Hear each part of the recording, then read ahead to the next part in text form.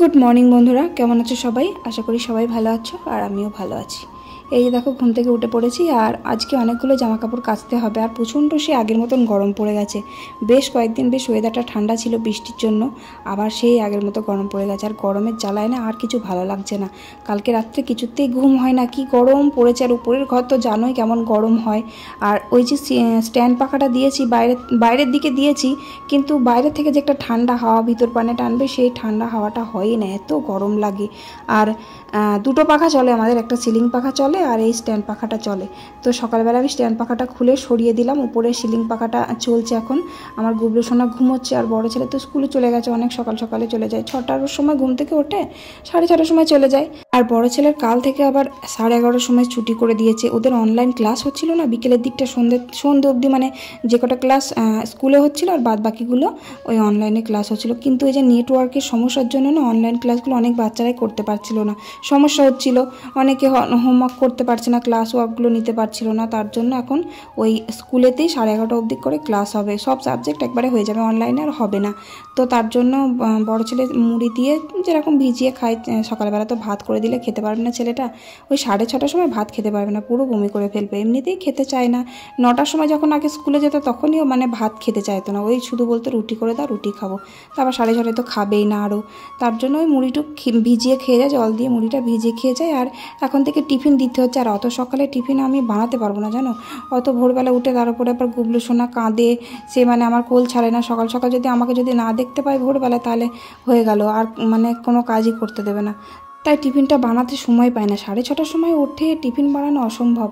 আর যদি বা বানিয়ে দেবো, সে খাবেও না, যে মানে ঘরের টিফিন খেতেই চায় না। তার ওর বাবা 2টো করে বিস্কিট মানে রাস্তা থেকে কিনে দেয়, ওই রাস্তার দোকান থেকে 2টো করে বিস্কিট কিনে দেয়। 11:30টার সময় আবার এসে ভাত খাইয়ে দিই, আর আমি খাইয়ে দিই ভাতটা, কারণ ও একা এসে ভাত খেতেও চায় না, তার জন্য আমি খাইয়ে দিই, খেয়ে নেয় তাড়াতাড়ি। তারপর ওই যে কাজ কমপ্লিট করলাম, ঘর দোর ঝাঁট দিলাম, মুছলাম। তারপর এই যে ছোটো সোনা ঘুম থেকে উঠে পড়েছে, আমি ওকে আগে খাইয়ে দিয়েছি, খাইয়ে দিয়ে তারপর আমিও চাটা খেয়ে নিলাম।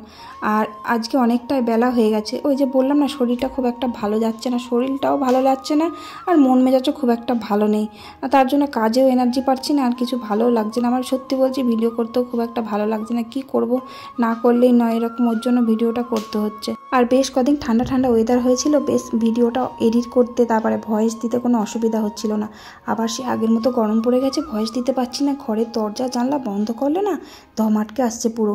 আর রান্না করতে গিয়ে না কেন জানি না গরমের জন্য হয়তো কেমন হাঁপ লাগছে, মানে নিঃশ্বাস নিতে কষ্ট হচ্ছে। মানে ধরো জলখাবারে ভাতটা খাচ্ছি, তো ভাতটা খাওয়ার পর না কেমন চোখগুলো বুজে আসছে, রান্না করতে পারছি না, শরীর যেন চলছেই না, সে কেমন দুর্বল দুর্বল মাথা ঘুরছে, হাত পাগুলো কাঁপছে, মনে যেন ভাত খেয়ে চুপচাপ সাটপাট হয়ে শুয়ে পড়ি। কেমন শরীরটা কেন এরকম হচ্ছে বুঝতে পারছি না, জানি না। দিন দিন মনে হচ্ছে শরীরটা বড্ড দুর্বল হয়ে যাচ্ছে, নাকি খারাপ হয়ে যাচ্ছে, মানে কাজে কোনো এনার্জিই পাচ্ছি না। যেমনি আগে ছটপট করে কাজ করতাম, দৌড়ে দৌড়ে কত তাড়াতাড়ি উটোপাটা করে, মানে মন মেজাজ ভালো থাকলে মনে হয় এরকম হয়, মন মেজাজ খারাপ থাকলে পারে হয়তো কাজেতেও এনার্জি আসে না, এরকম হয়।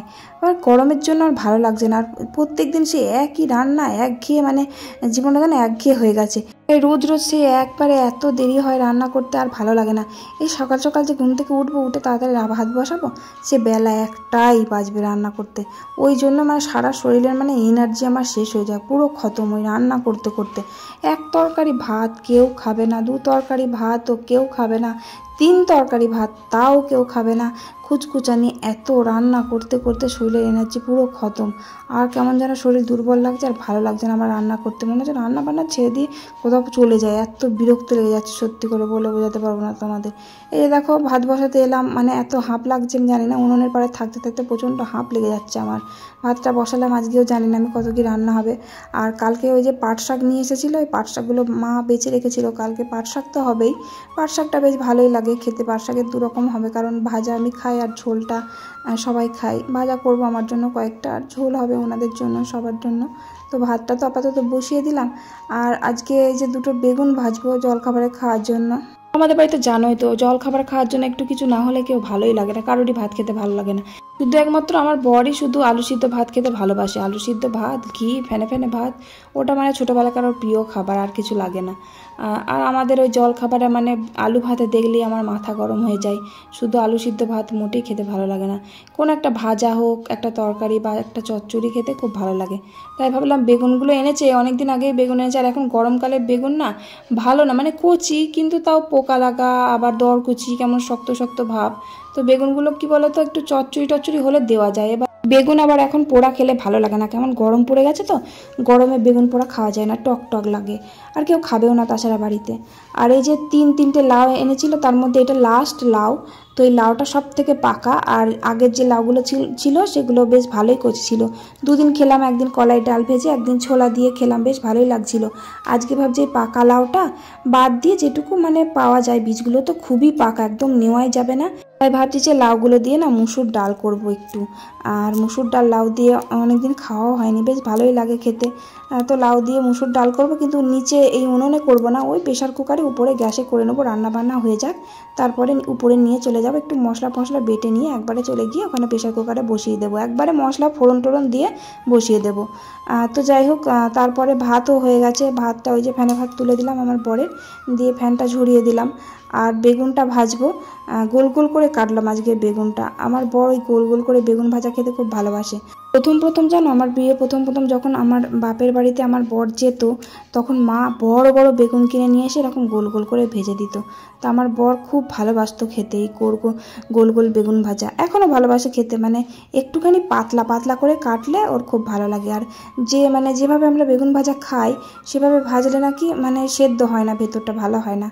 তো এইভাবে গোল গোল করে বেগুন ভাজা আমার খুব ভালো লাগে না। বেগুন ভাজা একমাত্র আমার ভালো লাগে কলাইয়ের ডালের সাথে, কিন্তু লম্বা লম্বা বেগুন ভাজা, ওই পোস্ত তারপরে কালো জিরে ছড়িয়ে, ওইটা আমার ভীষণ প্রিয়। তাছাড়া আমার বেগুন ভাজা খুব একটা ভালো লাগে না। কলাইয়ের ডাল হলেই ভালো লাগে, তাহলে কোনো ডালের সাথেও ভালো লাগে। আজকে যেমন লাউ দিয়ে ডাল করব, বেগুন ভাজা দিয়ে ভালো লাগবে। তো জল খাবার আমি খাবো না বেগুন ভাজা, কারণ পান্তা ভাত আছে, পান্তা ভাত খাবো, তো তাই বেগুন ভাজা আমি খাবো না। আর এই যে দেখো পাট শাকগুলো কুচিয়ে নিয়েছি, দিয়ে পাট শাকটা এই যে ঝোলটা আগে করে নিলাম রসুন লঙ্কা ফোড়ন দিয়ে, যেমন করি। আবার অনেকে জানো পাট শাকের যে ঝোল হয় সেটা জানেই না, আসলে আমিও জানতাম না, জানো আমার বাপের বাড়িতে পাট শাকের ঝোল কোনোদিনও খাইনি, মাকে দেখিনি পাট শাকের ঝোল করতে, পাট শাক ভাজাই করতো। আর অনেকে জানে যে পাট শাকের ঝোল খায় না। তোমরা কেউ পাট শাকের ঝোল এরকম কোনোদিন শুনেছো বা খেয়েছো? আমি কিন্তু এই মানে আমাদের বর্ধমান এলাকায় কিন্তু সবাই এরকম পাট শাকের ঝোলটা খেতে ভালোবাসে।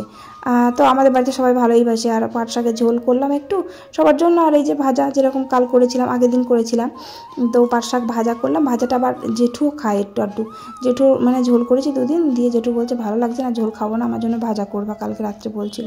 তাহলে আমি তো ভাজা খেতে ভালোবাসি জেঠু, তাহলে একসাথে বেশি করে করবো, তাহলে আমি আর তুমি খাবে, বলে বেশ ভালোই হবে। আমি ভাজা খেতে ভালোবাসি, আমার ঝোল ভালো লাগে না। কখন যে কী ভালোবাসে জানি না, কিছুদিন আগে বলছিল ঝোলই ভালো, ঝোল খাবো, ঝোল করে দিও, তো তার জন্য ঝোল করে দিচ্ছিলাম। এখন আবার কালকে রাতে বলছে ভাজা খাবো, ভাজা ভালো লাগে, আমার ঝোল ভালো লাগে না। কখন যে কি বলে নিজেও জানি না। তারপরে দেখো আজকে একটু পোস্ত করছি, আজকে মানে নিরামিষ, আজকে আর কোনো মাছ টাছ নেই, মাছ ডিম কিছু রান্না হবে না। অনেক মাছ খেলাম, মাছ খেয়ে যেন একদম আর ভালো লাগছে না মাছ খেতে। তো আজকে পোস্ত করলাম বড় বড় করে আলু কেটে। আর ওই যে লাউ দিয়ে ডাল হবে, পোস্ত দিয়ে লাউ দিয়ে ডাল কিন্তু বেশ ভালো লাগে। আর তোমরা জিজ্ঞেস করছিলে দিদিভাই তুমি কবে মানে একসাথে খাচ্ছ আর কি, মানে আমি কালকে ভিডিওতে বলেছিলাম যে আমরা এক সময় আলাদা খেয়েছি, তা কবে থেকে আবার একসাথে খাচ্ছি সেটা তোমাদের বলছি শোনো। আমার ননদের বিয়ের পর থেকেই মানে একসাথে খাচ্ছি। আমার ননদের ধরো বিয়ে হয়ে যাওয়ার পর এবার আমার শাশুড়ি আর শ্বশুর মশাই, এবার শাশুড়ি শ্বশুর মশাই একা একা খাবে, কেমন যেন একটা বিচ্ছিরি ব্যাপার একদম।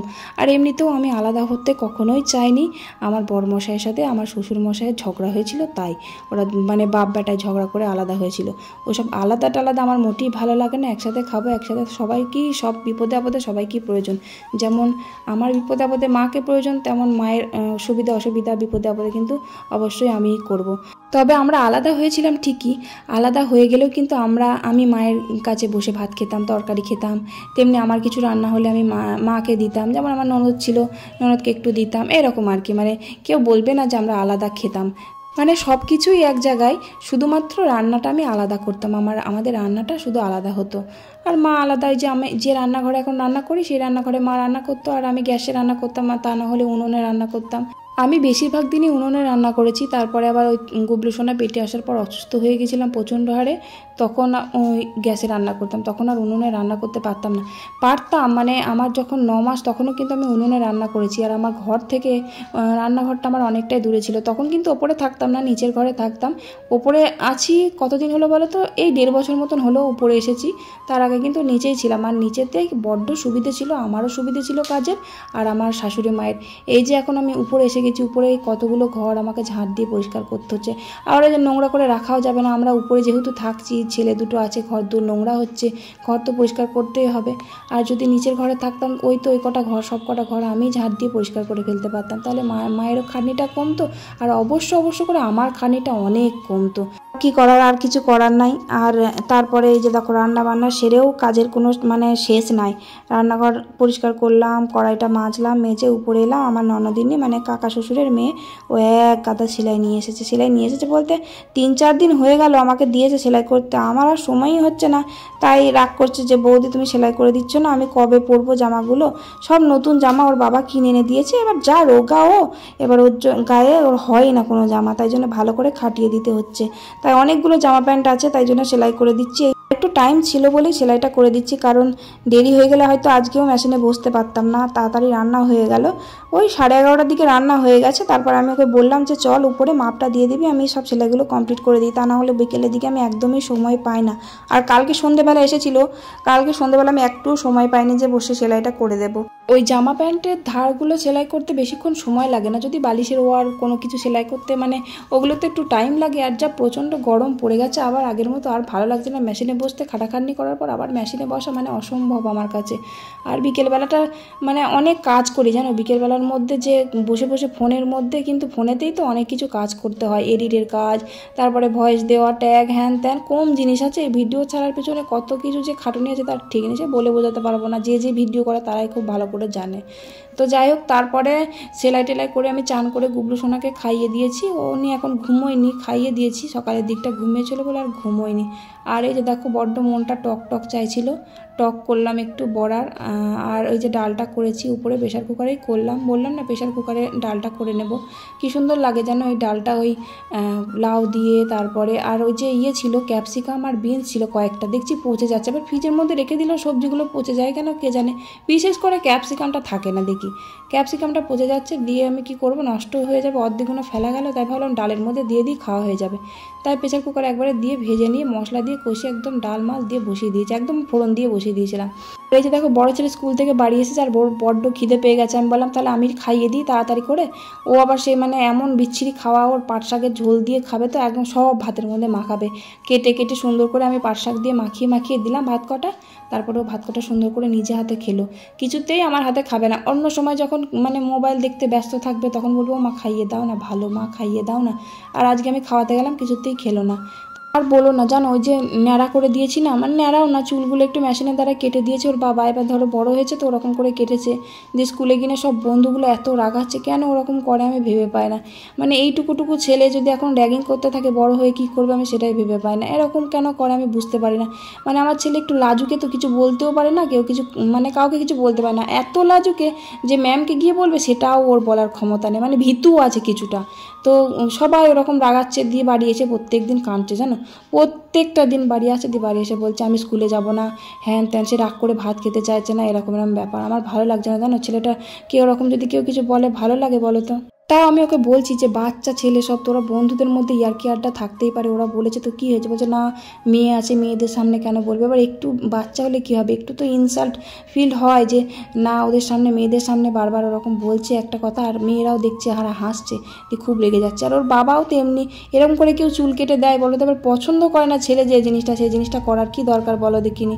একদম চুলগুলো কেটে ছোট ছোট করে দিয়েছে, প্রচণ্ড হারে রেগে যাচ্ছে, দিয়ে বারবার মাথায় তেল দিচ্ছে, বলছে ও মা কী তেল কী মাথায় তেল দিলে পরে চুলগুলো তাড়াতাড়ি বাড়বে বলো তো, এরকম বলেই যাচ্ছে। আর বসে বসে সর্ষের তেল, নারকেল তেল যা পাচ্ছে তাই একধার থেকে মাথায় দিচ্ছে। কি আর বলবো, আমি এসে পড়ে যাচ্ছে। বলছি 10টা দিন সময় দিয়ে হঠাৎ করে চুলটা তোর বেড়ে যাবে। আর মানে ছোটোবেলাতেও কখনো ন্যাড়া করিনি, ওই জন্য চুলটা কম, ন্যাড়া করতেই চাইছো, ন্যাড়া তো দূরের কথা, চুলই মোটেই কাটতে চাইতো না। তারপর এই যে দেখো সিঁড়িগুলো বিকেলের দিকটায় মুছলাম একটু, সিঁড়িগুলো না মোছার সময় হয় না। আমি উপরে সিঁড়িটা এক একদিন মুছি, আবার এক একদিন নিচের সিঁড়িটা মুছি, মানে একবারে ঘুম থেকে সকাল সকালবেলা উঠে কিন্তু 2 সিঁড়ি তারপরে ঘর দূর কিন্তু আমি মুছি না। আমি ওই এক সময় যখন একটু সময় হাতে পাই না, ফাঁক পাই, তখনই ওরকম ফট করে ঘরটা মুছে নিই, বা সিঁড়িগুলো মুছে নিই। কারণ ঘর তো আমি রোজই মুছি সকালবেলা প্রত্যেক দিন। এই যে সিঁড়িগুলো, নিচে সিঁড়িগুলো অনেক দিন পর মুছলাম, প্রায় 7 দিন পর সিঁড়িগুলো মুছলাম। কি ধুলো হয়েছে আর কি নোংরা হয়েছে। রোজ মুছতে পারি না, অসম্ভব আমার কাছে, রোজ মোছা আমার কাছে অসম্ভব। দুপুরবেলা খাওয়া দাওয়া করলাম, খাওয়া দাওয়া করে একটু শুয়েছিলাম, দিয়ে ছেলেটাকে তুলি আমি বাসনগুলো ধুলাম, বাসনগুলো ধুয়ে ঘর দোর ঝাঁট দিয়ে নিচে ওর পিসির কাছে দিয়ে এসেছি, দিয়ে এসে তারপরে সিঁড়িগুলো মুছলাম। টাইম আছে, এখন ওর খাওয়ার টাইম হয়নি, তাই জন্য সিঁড়িগুলো মুছে নিলাম। আর আজকে একটু দরকার আছে, বাজারে যাব, তার জন্য রেডি হচ্ছি। আমার ননদ আর আমি যাব, এটা ওটা টুকটাক সংসারের জিনিস কিনতে হবে, তার জন্য যাব করে রোজই আর যাওয়া হচ্ছে না। আর ভিডিও এডিটের কাজ পুরো কমপ্লিট করে ফেলেছি, আজকে বাজারে যাব। রোজই ভিডিও কমপ্লিট করতে পারছি না, দিয়ে বাজারে যাওয়া হচ্ছে না। কাল যাব করে আর যেতে পারছি না। আর আমার বর দোকানে থাকে, ধরো দোকান বন্ধ করে যেতে পারে না, 8:30 9টা হয়ে যায়। 8:30 9টার সময় দোকানে বাজারে যেতে গেলে বাজার বন্ধ হয়ে যায়। আমাদের এখানে তাড়াতাড়ি 9টার সময় বাজার বন্ধ হয়ে যায়, তার জন্য ও যেতে পারে না। এবার খাটাখাটনি করে বাড়ি এসে আর কি ভালো লাগে বাজারে যেতে, আর তার জন্য আমি যাই মাঝে সাঝে, কোনো সংসারের দরকারি জিনিস লাগলে পারে আমি চলে যাই বাজারে। তো আমার ননদ আছে, আর একা একা না ভালো লাগে না যেতে। আমার বড় ছেলে পড়াতে আসবে, তার জন্য ননদের সাথেই যাচ্ছি, নইলে আমার ননদ তো সবসময় থাকে না, ও না থাকলে আমি আর আমার বড় ছেলেই যাই। তো বাজারে যাবে বললো, মানে ভালোই হলো, তাহলে চলো তুমি আর আমি একসাথেই যাই বেরিয়ে। আর বিকেল 5টার সময় বেরিয়েছি, এসে একটু ব্যাংকে গেছি। ব্যাংকে এত ভিড় ছিল, মানে পুরো সন্ধে লেগে গেল। দেখো দিয়ে যে এটা আমাদের হাই রোড আর কি, আমরা হেঁটেই বাজারে যাই। এক সময় টোটো পেলে টোটোয় যায়, আবার শুধু ওই পয়সা খরচা করে টোটোতে লাভ নেই, কারণ একটুখানি বাজার খুব একটা বেশি দূরে না, এই 10টা টাকা খরচা করে টোটোকে দিয়ে কোনো লাভ নেই। হ্যাঁ, কারণ খুব বেশি দূরে না, কাছে পিঠেই। এই যে এই দোকান থেকে তেজপাতা, এটা ওটা হ্যান ত্যান যা দরকার লাগে সব কিনলাম, কিনে ফুচকা খেলাম আমরা দুজনে, কারণ বাজারে আসলে মাস্ট ফুচকা তো আমরা খাই, দুজনেই খেলাম, তার জন্য ভিডিওটা করতে পারিনি। এই যে আমি এক হাতে মানে ফোন ধরেছি আর এক হাতে ফুচকাটা নিয়েছি, তারপরে ফোনটা বন্ধ করে তারপর ফুচকাটা খেলাম, কারণ ভিডিও ধরার কেউ ছিল না, দুজনেই একসাথে ফুচকা খাচ্ছিলাম। এমনিতেও জানো আমার না বাজারে গিয়ে ভিডিও করতে কেমন একটা মানে লজ্জা লাগে জানো। এবার যেহেতু আমি এখানকার বউ, এখানকার যদি মেয়ে হতাম তাহলে নাই ঠিক আছে। তো যাই হোক, তার জন্য আমি বাজারে ভিডিও খুব একটা করি না। আর আমার মানে আমার ননদের স্টুডেন্টের বাড়িতে বেড়াতে গেছিলো, মানে আমার ননদ বিয়ের আগে যার বাড়িতে পড়াতো, মানে যে স্টুডেন্টকে পড়াতো, সেই স্টুডেন্টের মা ফোন করেছে যে আসার জন্য, তার জন্য আমরা ঘুরতে গেছিলাম ওদের বাড়িতে। তো উনিও আমার ভিডিও দেখে, বলছিল যে আমি তোমার ভিডিও দেখি, তো তার জন্য ওনাকে দেখিয়ে দিলাম ভিডিওতে। আর এই যে দেখো বাজার থেকে কি নিয়ে এসেছি, এই 3টে ব্রাশ, মানে আমাদের 3 জনার। আর একটু তেল, আমি নিহার তেল ইউজ করি, নিহার তেল নিয়েছি। আর এই যে তেজপাতা, আর ওই বাসন মাজার সাবান টুকটাক। আর এসে দেখছি দেখো এই যে জামা কাপড়গুলো তুলতে ভুলে গেছি, জামা কাপড়গুলো কেচেছিলাম, জামা কাপড়গুলো তুলতেই ভুলে গেছি। আসলে বিকেলবেলার দিকটা তো ছাদে আসি, আজকে তো আর আসিনি, কাজকর্ম সেরে একদম ছেলেকে খাইয়ে তো পুরো বেরিয়ে গেছি বাড়ি এসে ছেলেটাকে খাওয়ালাম, ওর বড্ড খিদে পেয়ে গেছিলো, তো তারপরে খাইয়ে দেখছি খুব হাওয়া দিচ্ছে বলে ছাদে এলাম, তা না হলে জামা কাপড়ের কথা আমার মনেই ছিল না। একটু ছাদে এসে শুলাম, একটু বড্ড হাওয়া দিচ্ছিল, প্রচণ্ড হাওয়া, প্রচণ্ড গরম, তো ঘরে হাওয়া ভালো লাগছিল, গায়ে মানে এত গরম লাগছিল, তাই উপরে এসে দেখছি এই কাণ্ড, জামা কাপড়গুলো তুলতেই মনে নেই। আবার জামা কাপড়গুলো কালকে কাচতে হবে, কি আর করা যাবে। তারপরে ছাদ থেকে নিচে এলাম প্রায় 9টা থেকে 9:30, এসে আমার বরের জন্য পরোটা বানিয়ে দিলাম। ও পরোটা খেতেই ভালোবাসে, রুটির থেকে পরোটা খেতে ভালোবাসে, তাই পরোটা বানিয়ে দিলাম। আর ভাত খাবো আমরা, আমি আর আমার বড় ছেলে, মা সবাই ভাত খাবে। ভাতটা কিন্তু মা নিচে উনুনে রান্না করে, আর রাতের এই যে রুটি বা পরোটা যদি কেউ খায় সেদিনকে আমি উপরে গ্যাসে করে নিই, আর নিচে যাই না। তারপর পরোটাটা করে এই যে ভাত নিয়ে এলাম, আমি আর আমার বড় ছেলে ভাত খেয়ে নিলাম। আলু সিদ্ধ ভাতই করেছে মা, আলু সিদ্ধ ডাল সিদ্ধ, বেশ ভালোই লাগে গরম গরম আলু সিদ্ধ ডাল সিদ্ধ ভাত। তো যাই হোক, চলো ভিডিওটা তাহলে শেষ করি। ভালো লাগলে একটা লাইক করে দিও, আর চ্যানেলে নতুন হলে সাবস্ক্রাইব করে দিও, আর কমেন্ট করতে বলো না কিন্তু। আজকের মতো টাটা, বাই বাই।